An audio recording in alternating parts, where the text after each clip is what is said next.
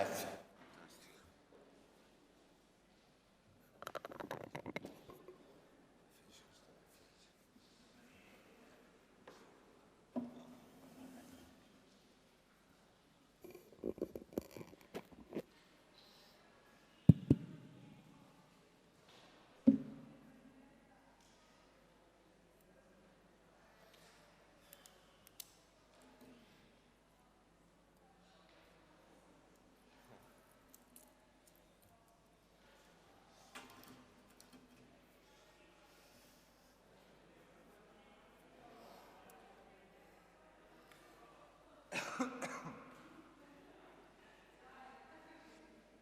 I tempi, buongiorno, anzi ormai quasi buonasera, i tempi sono strettissimi per un argomento sul quale potremmo ragionare giorni interi, ci diamo ancora 5 minuti e poi iniziamo.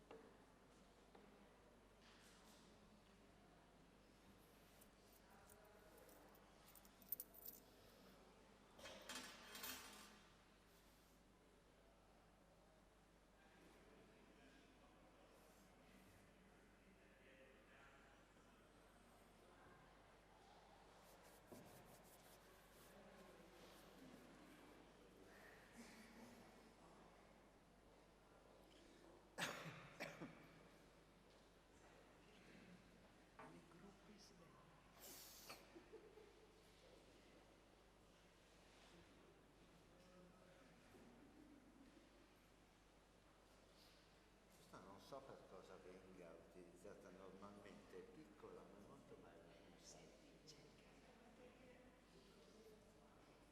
Il mio telefono l'ho già messo in carica, ma è vicino.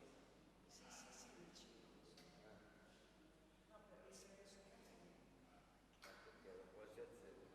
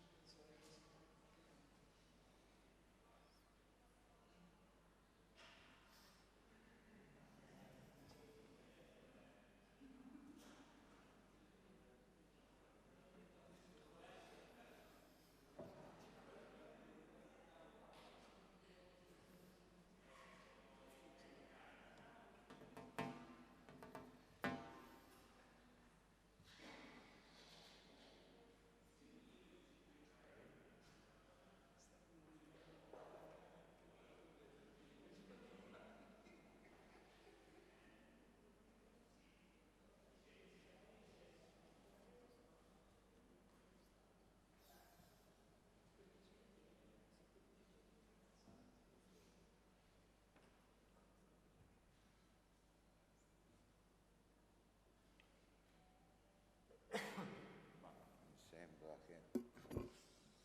Va bene, iniziamo così, vediamo di riuscire a stare dentro i tempi che sono già molto stretti di per sé stessi. Buonasera. Buonasera, bentrovati. 30 secondi, mi chiamo Pierluca Santoro.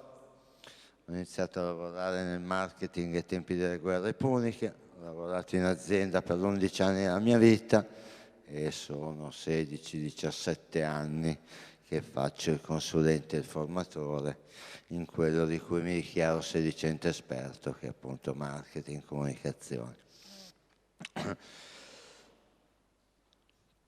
Sono project leader di un progetto, di un gruppo di professionisti con competenze diverse integrate che si chiama Data Media Hub. Siamo online da un annetto ormai, il cui obiettivo è quello di aggregare in un unico spazio tutti i dati, tutte le informazioni sui media e sulla comunicazione nel nostro paese e di rappresentarli visivamente nella forma più chiara e più intelligibile possibile. Per una serie di motivi che sarebbe noioso e ci ruberebbe troppo tempo rispetto a quello che abbiamo a disposizione, il mio account Twitter è Pedro Arrei, ma giuro che non sono così narcisista come sembra dal nick. Va bene. Allora, il dilemma del prigioniero. Perché il dilemma del prigioniero? Il dilemma del prigioniero è una cosa che mi è venuta, essendo anziano, una delle tante notti in cui dormivo poco, e ho pensato che fosse, no, un modo per illustrare, una metafora per definire quella che è, no, poi al di là di tutte le cose che sono assolutamente utili e interessanti, quello che è poi il problema di fondo nella transizione per chi nasce, no, per il 90% dei newsbrand che nascono dalla carta, come gestire la transizione al digitale senza restarci secchi, adesso per dirla in una battuta per sintesi. Il dilemma del prigioniero, ecco, purtroppo preso dalla fretta dei tempi che stringono mi sono dimenticato di dire una cosa che invece è doveroso che io dica. Qualunque cosa io dica che non è chiara, che non condividete, che vogliamo approfondire, ovviamente è inutile che andiamo avanti, ci fermiamo, alzate la mano e ci ragioniamo insieme, per cortesia. Il dilemma del prigioniero è quella dove, appunto, per chi eventualmente non lo conoscesse, ci sono una serie di soluzioni dove la migliore, in buona sostanza, è quella nel caso in cui entrambi confessino, cosa che invece in termini di calcolo di probabilità è molto difficile che succeda. Ed è per quello che appunto ho pensato che potesse essere una metafora del dilemma di come rendere sostenibile il giornalismo e i giornali nell'era contemporanea e in futuro. Alan D. Matter, che è un professore universitario statunitense, è comunque un'autorità nel settore, più di un anno fa, se non ricordo male, ha scritto, fra le diverse cose, questo. La rincorsa verso il traffico online ha posto le organizzazioni editoriali in una condizione di grandi audience e scarsi ricavi. Un errore strategico nell'epoca in cui la fedeltà dell'utenza, la passione, il coinvolgimento sono la chiave per costruire un business sano e profittevole per le imprese editoriali. Quindi poi il dilemma del prigioniero, se vogliamo, si riassume in questo, no? Audience rispetto alla carta nel loro complesso, se mettiamo le copie digitali, se mettiamo appunto l'audience online, sicuramente nel complesso superiore a prima, però ricavi che crollano.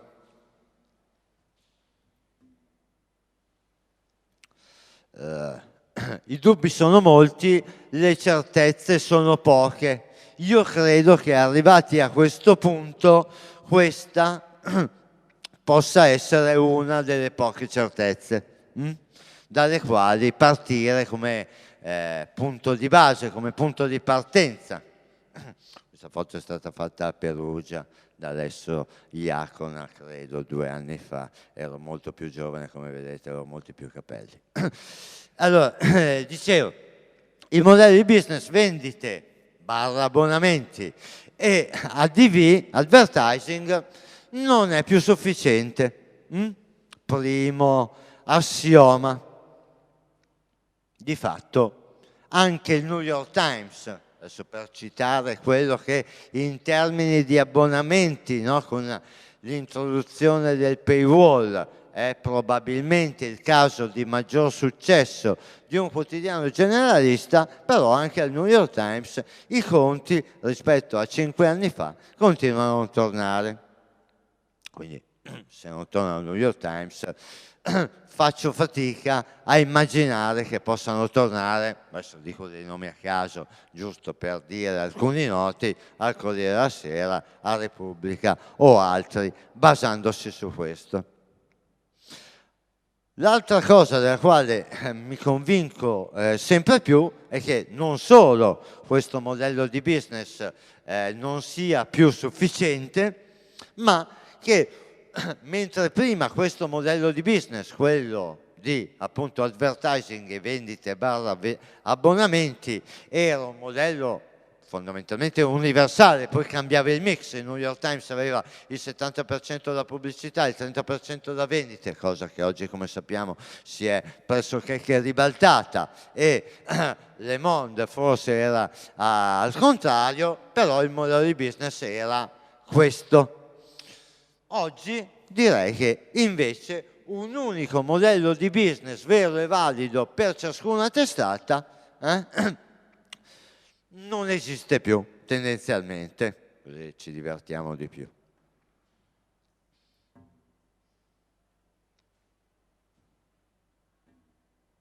Allora,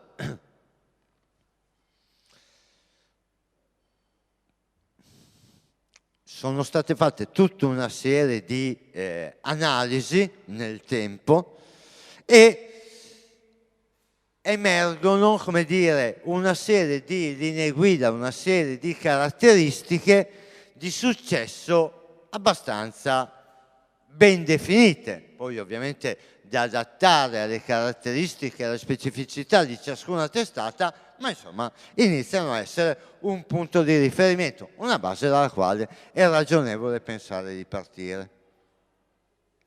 Contenuti unici e di qualità, che forniscano a chi ne fruisce un sentiment di esclusività, che siano il più friendly users, ma che siano anche il più personalizzate. Poi magari, se abbiamo il tempo, lo approfondiamo, ma non è un caso, io credo, che Flipboard sia, no? Questo aggregatore di notizie sia un caso di successo mondiale, perché con 2 clic fondamentalmente di registrazione poi ti fornisce un set di raccomandazioni, di informazioni personalizzate. Piattaforme di accesso e distribuzione efficienti, semplici e omogenee. Reputazione, questo è un aspetto del quale parlavamo anche, non so se qualcuno di voi c'era, al workshop che ho tenuto nel primo pomeriggio su social media marketing e news. La reputazione di una testata diventa, lo è sempre stato evidentemente, però diventa sempre più elemento spartiacque rispetto al successo o meno. Facilità di pagamento e di accesso. Se mi costringi, io l'altro giorno, adesso lo racconto perché avendolo detto direttamente ai diretti interessati non ho nulla da nascondere, volevo comprare il numero di prima comunicazione di dicembre, se non mi ricordo male, perché c'era un allegato a prima comunicazione che mi interessava avere e conservare. È stata un'impresa ciclopica in cui il 99% delle persone avrebbero assolutamente abbandonato, perché mi hanno fatto fare 5 passaggi, mi hanno costretto a scaricarmi un'applicazione e poi a quel punto ho potuto pagare e scaricarmi un PDF che pesava più di un elefante. Quindi, così è ovvio che qualunque sia la condizione, il livello di interesse, è chiaro che della gente te la perdi per strada. Abbondanza. Ormai, per esempio, le chiosque in Francia, ma anche in Italia, anche se in Italia ha un livello di penetrazione e di successo di gran lunga inferiore, le chiosche in Francia appunto no? Un modello dove 10, adesso i prezzi a memoria sinceramente non me li ricordo in questo momento, però 10 euro al mese e hai tutti i giornali, tutte le riviste, cosa che, edicola italiana per venire a noi, no? Che è questo hub della maggior parte degli editori italiani, lanciato dopo lunga sofferenza un paio di mesetti fa, in realtà per esempio fa soltanto per i periodici, ma non fa per i quotidiani.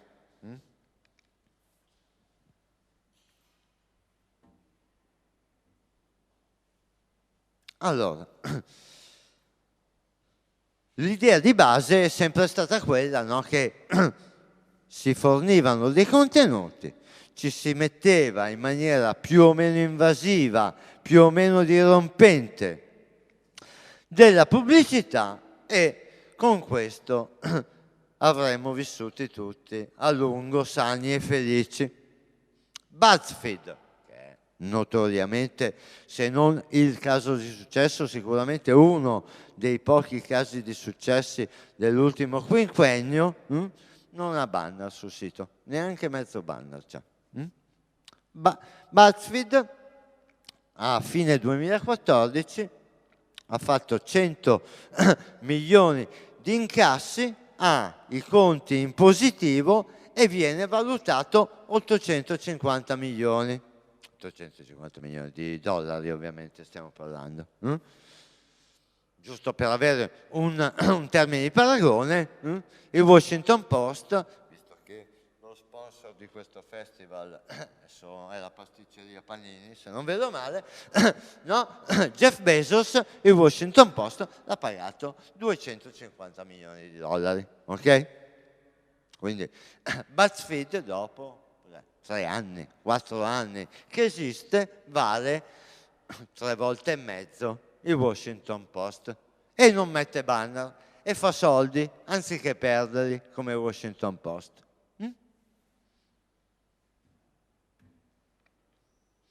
Come li fa? Li fa fondamentalmente con quello che viene chiamato native advertising, quindi inserendo una serie di contenuti in ambito editoriale. Io so che questo è un aspetto, come dire, molto controverso, soprattutto fra chi è giornalista di professione. Io mi sento di chiuderla in una battuta. Il giorno in cui, ormai sono vicino ai 97 anni come potete vedere, quindi qualcosa ho visto in questo tempo, fino adesso non mi è mai accaduto. Quando e qualora mi succedesse di leggere su una rivista, su un giornale, una recensione negativa di un'automobile, di un modello nuovo di automobile lanciato, mi convincerò che effettivamente siamo tutti duri e puri. Fino a quel giorno mi convinco che il native advertising non fa perdere la verginità a gente che probabilmente la verginità se l'aveva persa da parecchio tempo. Quindi scendiamo con i piedi per terra. E infatti gli investitori, le agenzie e gente bieca speculativa come me, i marchettari, dicono che, secondo questa indagine portata avanti da Business Insider Intelligence, che hanno una crescente propensione a investire su quest'area. Quindi il native advertising è una prima, una delle tante, una delle possibili forme di generare ricavi supplementari o nuovi ricavi rispetto a. È una roba che non fa soltanto BuzzFeed, ma che in maniera dichiarata, al di là delle battute acide sulle automobili che faccio, in maniera dichiarata fanno anche altre testate nel nostro paese. per esempio Fanpage, testata all digital, una di maggior successo, almeno in termini di numerosità di utenti unici, nel nostro paese, questo è un esempio fatto con questa società di crociere, MSC Crociere, e questo è un esempio di un articolo di Native Advertising. Questo è, come dire, una cosa abbastanza banale. Lo fa, ho citato Fanpage, ma lo fa anche il Corriere della Sera in Italia. Quindi, una cosa che in Italia non si fa e che secondo me invece è interessante, sulla quale rispetto al poco tempo a disposizione ho voluto cercare di concentrare quest'ora di lavoro insieme, è il discorso della membership.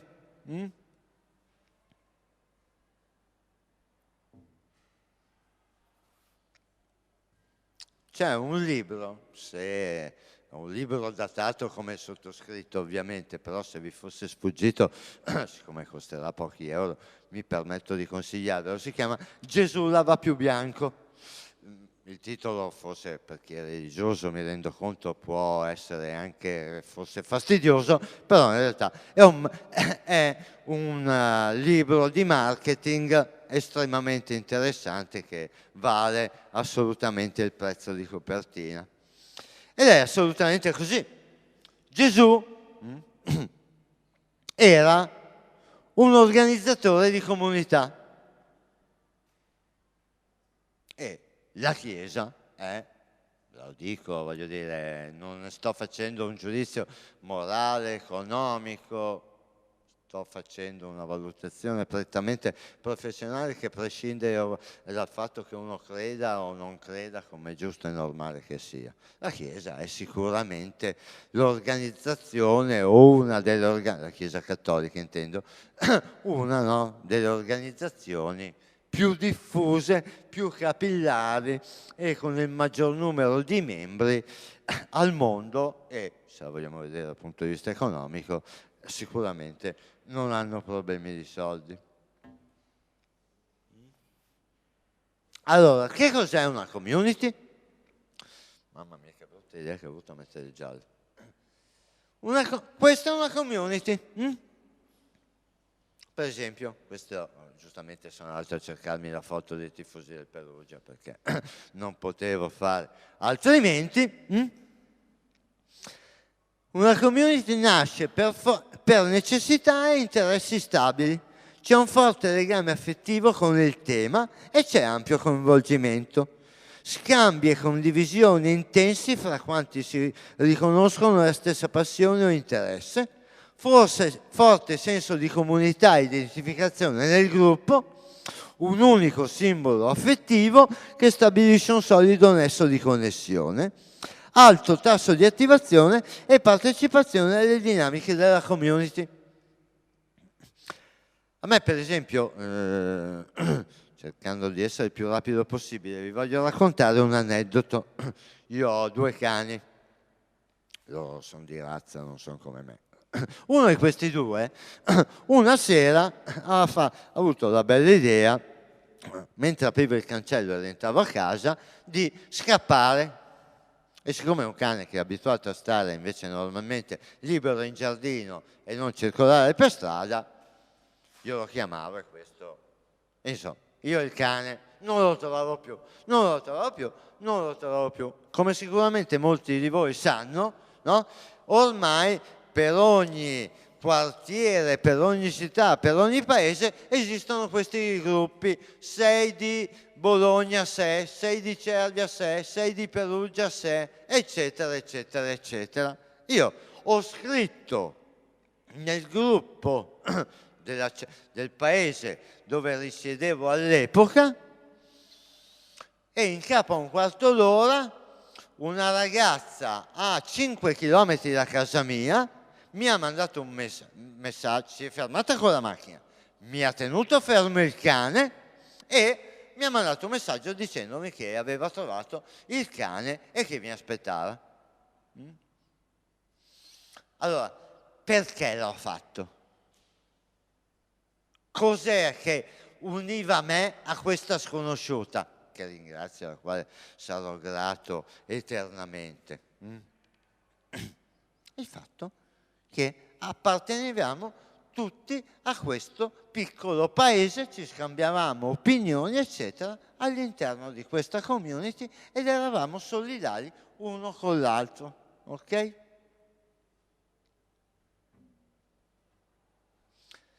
Alla base delle community cosa c'è?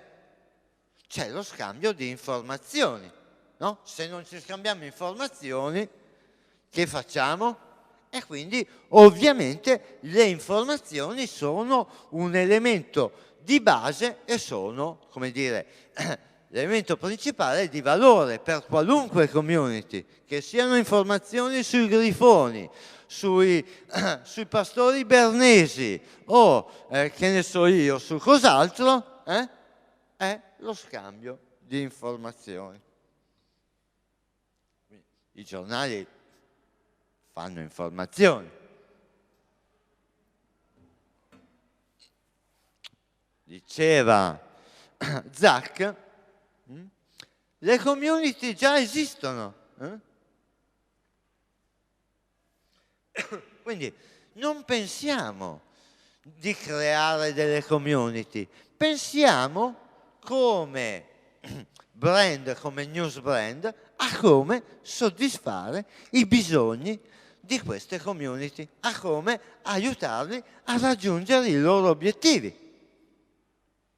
Per esempio, emergeva ancora una volta anche nel workshop precedente, no? Secondo me un caso di eccellenza da questo punto di vista in Italia è Varese News.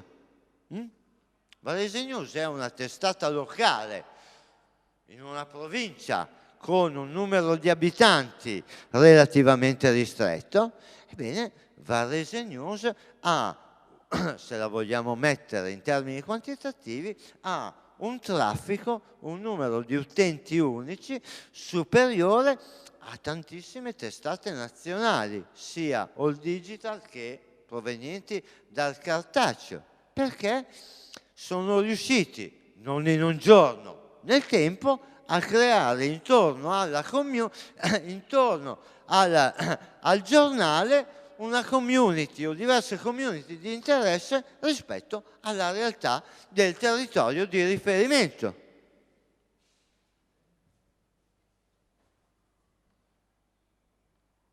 Questo lo puoi fare su un territorio, adesso il riferimento era una realtà locale, questo vale anche a livello nazionale. Lo dicevo ancora una volta prima, spero che pochi di voi o nessuno ci fosse, se no mi sentite dire le stesse cose di prima.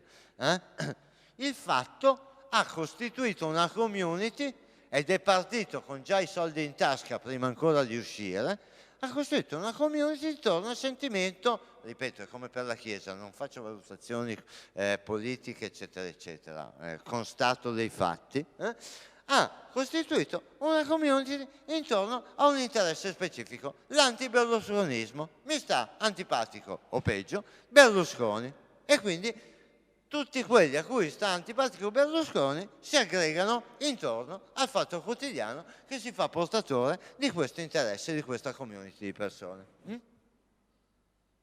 Vale per Berlusconi, vale per i cani, vale per quello che succede nella provincia di Varese e importante, spero di riuscire a dirlo, è il concetto, l'idea. Questo ad esempio l'anno scorso, forse qualcuno di voi lo ricorderà, no, c'è stato un momento in cui sembrava che il Festival del giornalismo non si facesse, giustamente con buoni motivi a mio modo di vedere, Arianna e Chris si erano un po' messi di traverso e hanno detto e allora sai che c'è? Noi il festival non lo facciamo. Una community di persone, da qualche parte ci devo essere anch'io, ma è irrilevante il fatto che io ci sia o meno, si è messa insieme, ha costruito, questa è un'analisi SNA di social network, analisi, no? Ha costituito un network di persone che ha iniziato a scambiarsi informazioni affinché, come poi sicuramente grazie alla caparbietà di Arianna e Chris, ma mi sento di dire anche grazie a queste persone che qui sono rappresentate, il festival è stato fatto. Quindi vale anti come contro Berlusconi, ma vale anche pro. Vogliamo fare il festival del giornalismo.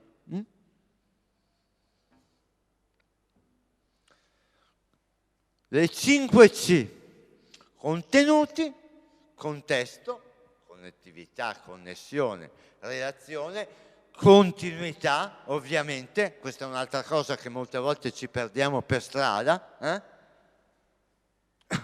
si fanno delle iniziative, molte volte di per sé stesso lodevoli, dopodiché però diventano degli esercizi spot e quindi perdono il loro valore. E collaborazione. Devo stabilire un rapporto idealmente tra pari con i diversi elementi della community e collaborare. Perché se no, se faccio, come si dice nel cantoncino, a chi so io e chi sei tu, ovviamente il rapporto diventa molto più difficile. Esclusività, valore percepito. L'identificazione con una comunità e la reputazione sono i principali elementi per i quali il pubblico è disposto a pagare. Anche escono in continuazione ricerche su ricerche, ne è uscita una anche l'altro giorno riguardo la settimana scorsa, gli inglesi non sono disposti a pagare più di 1,22 euro al mese per le notizie online. Peanuts. Quindi la notizia di per sé stesso è un elemento, ma poi intorno a questo, se non ci metto qualcos'altro, il valore resta scarso. Sono poi fondamentalmente le ragioni di attrattività di qualunque impresa, di qualunque brand, di qualunque marchio. Relazione, gestione della reputazione.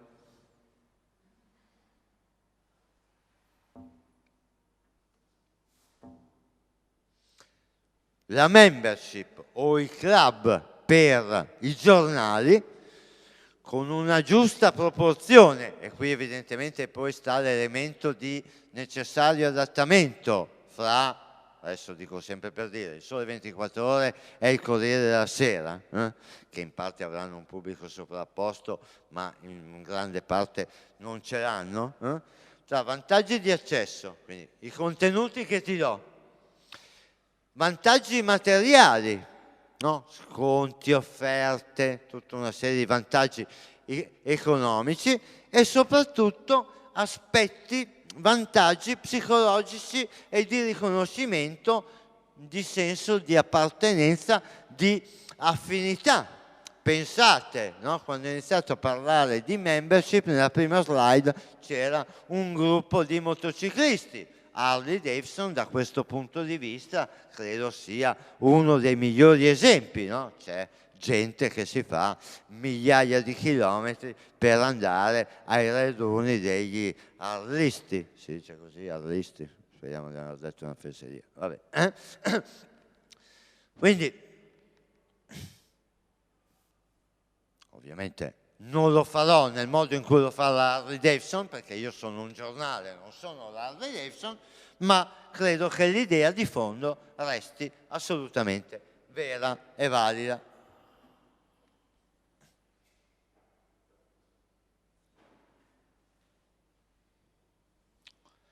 Oltre a questo, ed è una delle cose, no, che disse già 3 anni fa l'ex direttore appena lasciato l'incarico del Guardian, no? Che come sappiamo, come sapete, persegue, no, tutta questa strategia open, per cui si è sempre rifiutato rispetto al New York Times o altri giornali di mettere un paywall, eccetera, eccetera, e lui ha detto con estrema chiarezza: se non è possibile, non è sensato, non è ragionevole recuperare redditività attraverso appunto i paywall o altre forme,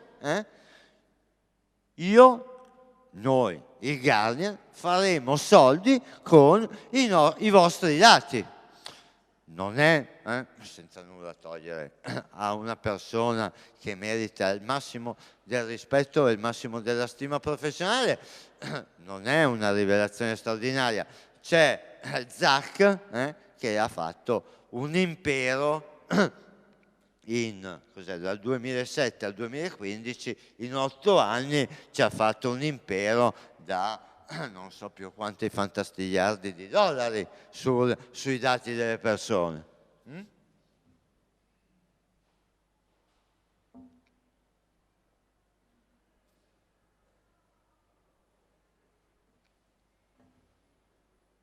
Ovviamente, come dicevo prima,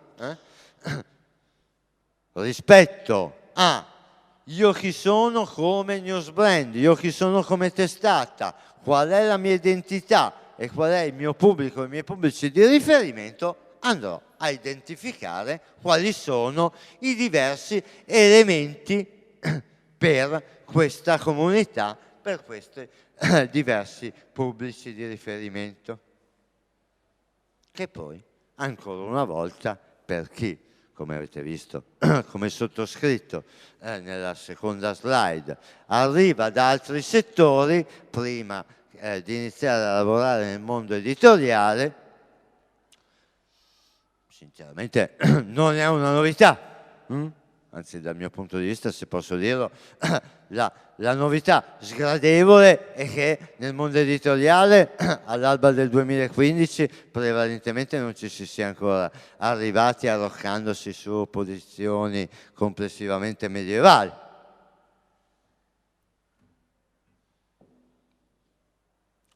Quindi il prodotto ha un valore, ha sempre un valore, è chiaro, no? Però io non devo essere, virgolettato, ossessionato dal prodotto, ma devo essere ossessionato da una relazione con il mio pubblico.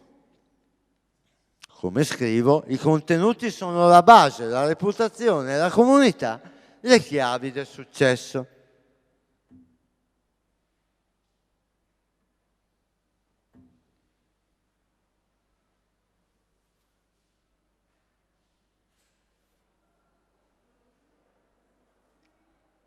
Sempre. Ancora una volta, l'esempio più banale, telefoni, questa roba qua è esplosa nel mercato e continua ad esplodere, prima con i 450 MHz, credo che la maggior parte di voi sia troppo giovane per sua fortuna per ricordarseli, poi per i 900, fino ad arrivare agli smartphone con un'adozione crescente. Ce li hanno venduti perché ci facevano lavorare di più, perché lavoravamo meglio, perché eravamo più efficienti? No? Ce li hanno venduti per stare in contatto con le persone. Prima con gli SMS, poi con gli MMS, poi con i social e adesso con le app di chat, a cominciare da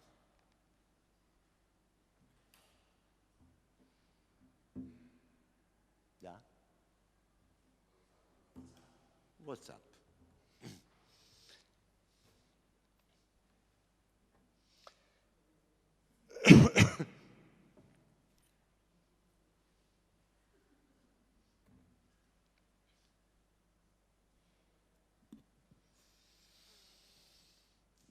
Quindi vado veloce perché il tempo che abbiamo a disposizione è veramente stringato. Pensiamo all'industria della musica. Proprio oggi mi sembra che il Financial Times abbia fatto un articolo che diceva che a livello mondiale le revenues, i ricavi dai download della musica digitale hanno superato la somma di quelli da invece CD e vinile messi insieme. Ma in realtà l'industria della musica, i soldi e i musicisti non fanno soldi vendendo dischi, o comunque li fanno in minima parte, al di là del supporto sui quali vendono la loro musica. Vendono, pensate, no, a proposito di community di interesse, i fan e alle gruppi di diversi gruppi musicali. Gli vendono un rapporto il più esclusivo possibile con il musicista, con il gruppo da loro amato. E qui, adattandolo evidentemente, visto che non si tratta di musica, ma si tratta di notizie, di informazioni, di giornali, di giornalismo, l'idea è la stessa. Questo non posso dirvi che giornali sono, perché mi hanno fatto firmare un non-disclaimer agreement che portano via anche i soldi delle prossime 5 generazioni dei miei figli. Però questa è un'indagine che mi è stata data come consulente da un gruppo editoriale italiano. Per due testate importanti. Come vedete, in entrambi i casi, sia per la testata A che per la testata B, le opzioni che ottengono una disponibilità maggiore a pagare sono quelle relative a un pacchetto di offerta, una membership dove ci sono i contenuti del sito, c'è il giornale di carta, ci sono gli speciali e ci sono una serie di offerte esclusive dedicate soltanto ai membri del club. Quindi anche nel nostro paese ci sono delle evidenze. Evidentemente se qualcuno fa delle ricerche su questo tema può darsi che inizi a pensare che effettivamente ha un senso. Quindi, ancora una volta, i mezzi a disposizione direi che nel 2015 li abbiamo assolutamente. Quello che dobbiamo fare è quello di stabilire una relazione privilegiata con i lettori, con le persone.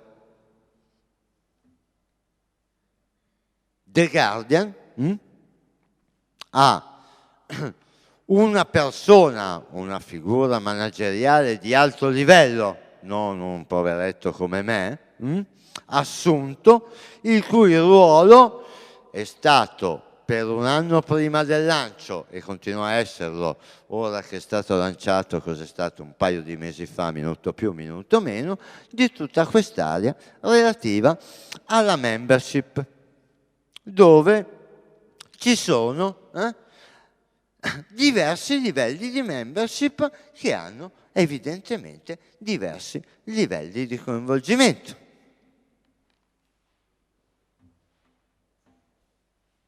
E il Mercurio, questi qui sono qui di Faenza, no, sono argentini, e il Mercurio, anche loro hanno il club dei lettori ed è un caso di successo. The Local, anche in questo caso, fai parte di questo club, sii parte, sii membro del tuo giornale. La Nación, altro giornale argentino, forse è il principale giornale argentino, ma adesso come adesso non ci giurerei, comunque è sicuramente uno dei più importanti in Argentina.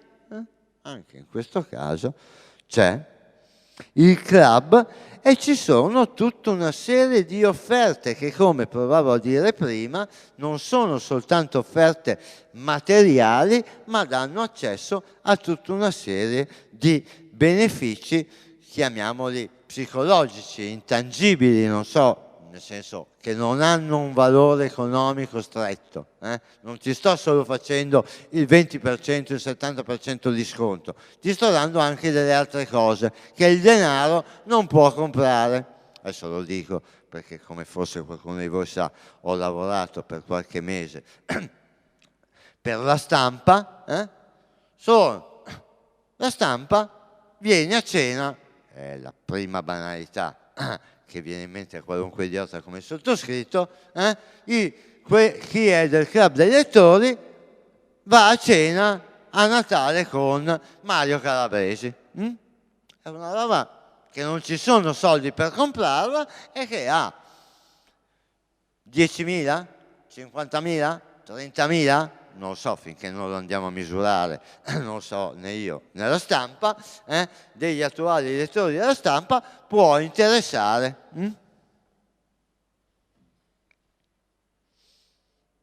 Ovviamente, come provavo a dire prima, ogni mezzo, ogni testata deve valutare la corretta proporzione di vantaggi materiali, sociali e individuali e costruire un proprio modello di club.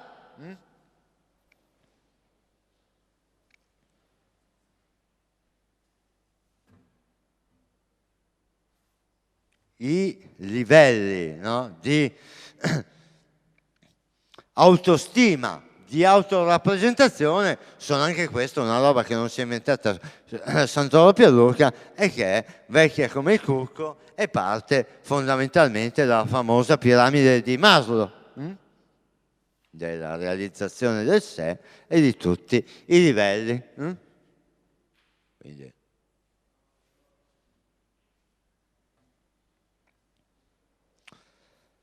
Quindi complessivamente non è come è stato fatto finora e come nel 99% dei casi si continua a fare, di tentare, no, di controllare, poi lasciando in maniera più o meno aperta le maglie del controllo, ma comunque cercando di imbrigliare. Per esempio, io leggo il Financial Times, se uno è registrato senza essere abbonato, perché sono di Napoli e quindi non pago per definizione, no scherzo, faccio le battute. Dicevo, comunque, a parte le battute, leggo il Financial Times e non sono abbonato, che faccio? Vedo il titolo dell'articolo che mi interessa, clicco sul link, mi dice te hai superato il numero di articoli del mese, io ridigito nella barra del motore di ricerca il titolo esatto dell'articolo, mi viene fuori dal motore di ricerca il link, ci clicco sopra e leggo integralmente l'articolo. Quindi poi se lasciano le maglie larghe è perché dopo anche lì in realtà devono bilanciare fra quanto raccolgono da paywall e quanto, no, raccolgono comunque dagli accessi e quindi dalla vendita al CPM della pubblicità. Quindi di fatto in realtà il controllo già non esiste, ma che possa esistere poco o tanto, il valore è appunto nel valore che io do alle persone, non nel controllo. Questo Wikinomics è un libro che è uscito, mi sembra, nel 2007, quindi anche questa è una cosa che ormai è qualche minuto che è nota. Secondo me, fra le tante opzioni possibili, Questa della membership, alla quale ho dedicato la maggior parte del tempo a disposizione, è l'idea di fondo sulla quale lavorare, che credo possa essere la più interessante in termini di prospettiva. Oltre al native advertising, oltre alla membership, c'è l'idea, anche questa già praticata, che i magazine, le testate, i giornali divengano shoppable.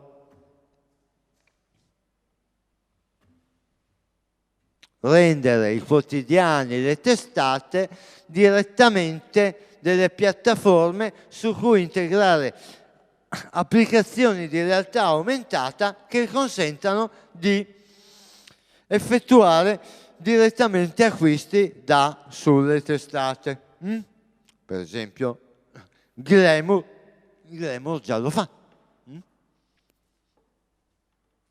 Lo fa da mo'.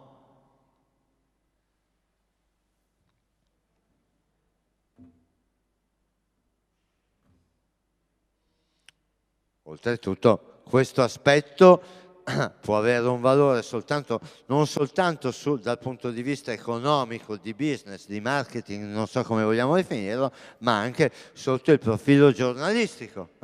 Pensiamo a quante volte i nostri giornali bucano notizie internazionali per questioni di fuso orario, no? Uno degli ultimi casi, no? Quando c'è stata l'elezione di Obama, ovviamente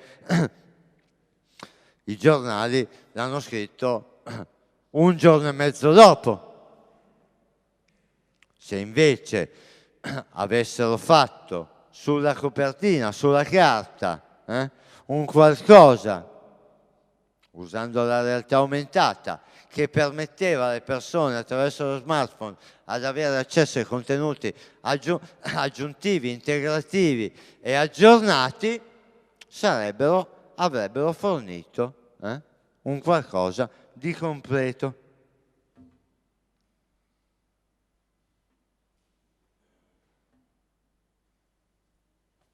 Il mail online, che come probabilmente molti di voi sanno, il mail online, per esempio, ha un widget dove tu guardi la foto di, come si chiama questa, la principessa? Ecco, è proprio lei, grazie. Vedi, dice, guarda che bel vestitino a pois che c'ha Kate. Mi starebbe proprio bene. E, al di là delle battute, passando sulla foto del vestitino di Kate, guarda un po' che colpo di fortuna, ti viene fuori un pop-up che ti dice di che marca è il vestito, quanto costa e ti dice accatatilla, buy now.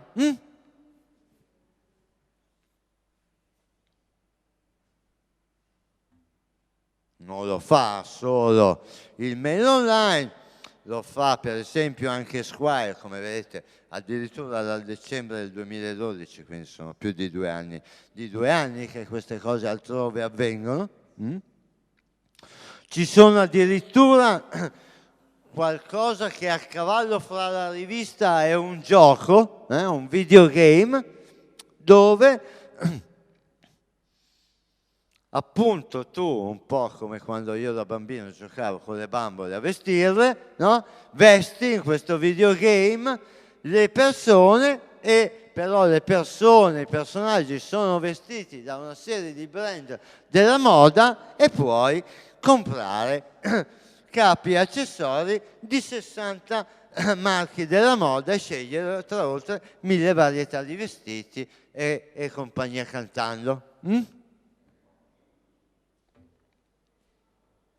Flipboard, di cui parlavamo prima, anche qui tutta una serie di contenuti che poi portano direttamente, con facilità, non con i 260 passaggi dei miei amici di Prima Comunicazione, a comprare qualcosa.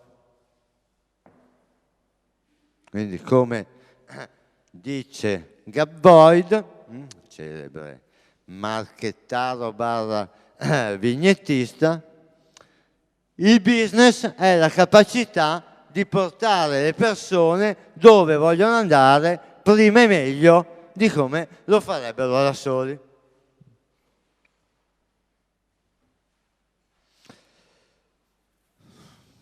Due secondi di spot promozionale. Su tutti questi temi sto scrivendo un libro che si chiama Il futuro dei giornali, i giornali del futuro, che dovrebbe essere disponibile al più tardi nel giro di un mese, edito da Informat, come il libro che ho scritto precedentemente, sul quale ovviamente troverò tempo e modo, rispetto all'ora che avevamo a disposizione e che sono riuscito a non sforare, per approfondire. Abbiamo, se il mio orologio non mi dice male e gli amici della regia mi confermano, abbiamo circa 5 minuti, magari una domanda, due, facciamo in tempo una domanda.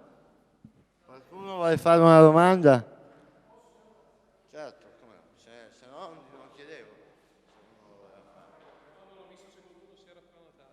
Guardi, le pongo in forma interrogativa l'unica obiezione, diciamo l'unica ragione di dissenso delle cose che ho sentito qui e nella precedente occasione. Allora, riguarda sostanzialmente, per capirci, il facile sdoganamento di quelli che possiamo sinteticamente chiamare i publiredazionali. Perché è un tema delicato. Lei faceva prima un'esemplificazione, diceva ci porremmo il problema il giorno in cui la stampa non recensirà con salve di applausi l'uscita dell'ultima Fiat, sostanzialmente. Ecco. Oppure lo faceva anche più ampia, il giorno in cui i giornali non benediranno l'ultima automobile messa sul mercato. Quindi sottintendendo una sostanziale acquiescenza o addirittura asservimento a determinate logiche commerciali. Allora, posto che questo sia e tendenzialmente è, ma la domanda che le faccio, ma non sarà un bel giorno il giorno in cui questo accadesse? Un giorno bello per lei, per me, per i lettori, il giorno in cui la stampa pubblicasse una stroncatura solenne dell'ultima Fiat. Allora, dal punto di vista, come dire, prettamente informativo e, se vogliamo, quindi di democrazia sociale, credo che la risposta non possa che essere sì, lo sarebbe. Però di fatto, ben prima che si parlasse di native advertising, ben prima che si parlasse di pubbliche relazionali e che si provasse a disciplinarli, senza peraltro di fatto riuscirci, perché sappiamo perfettamente che dei fatti 100 i contenuti che escono sui media relativamente a un brand, no? Quelli che recano la scritta questo messaggio pubblicitario, messaggio promo, eccetera, eccetera, dice tu di legge, se è il 10% probabilmente è tanto rispetto alla massa, no, di informazioni, a cominciare, no, banalmente dal fatto che è un classico, lo dico perché essendo sedicente esperto di marketing sono cose che ho fatto più volte nella vita anche in prima persona, no? Pagina di pubblicità, pack shot e no, piccola recensione. Quanto rendere chiaro, quanto rendere... Secondo me la domanda è un'altra, a mio modo di vedere. Quanto è corretto rendere chiaro quello che di fatto oggi avviene comunque e quanto questo a questo punto interesserebbe le aziende che già oggi pagano per. Qual è la soglia? L'equilibrio fra correttezza e revenues economiche, e lì probabilmente si tratta, come sempre, visto che non credo, almeno a me sinceramente non viene in mente altro sistema, credo che l'unico sistema sia quello di sperimentare, di provare a fare le cose in un modo, vedere che succede e poi aggiustare il tiro in un modo o nell'altro. Peraltro adesso con questa tecnologia, virgolette, emergente dei beacon, no? Che permettono la localizzazione, lì quando questo non diventerà, come è a tutt'oggi, un fenomeno relativamente ristretto, almeno nel nostro paese, io potrò tracciare immediatamente, no, il ritorno che come investitore ho rispetto a questo. E quindi a quel punto, quando sarò in grado di misurarlo, potrò stabilire se. Per il resto purtroppo i giornali non sono mai stati sostenibili, se la vogliamo vedere da questo punto di vista, nel senso che non c'è nessun giornale al mondo, praticamente, adesso ce ne sarà sicuramente uno, però tendenzialmente non c'è nessun giornale al mondo che sia sempre vissuto soltanto delle vendite del giornale. Sono stati e vivono tutti ancora di pubblicità, e quindi che si chiami native advertising, o vedi il caso della giornalista di Sky TG24 l'altro giorno, è chiaro che gli investitori, chi mette soldi, ha un peso specifico poi sulla linea anche giornalistica.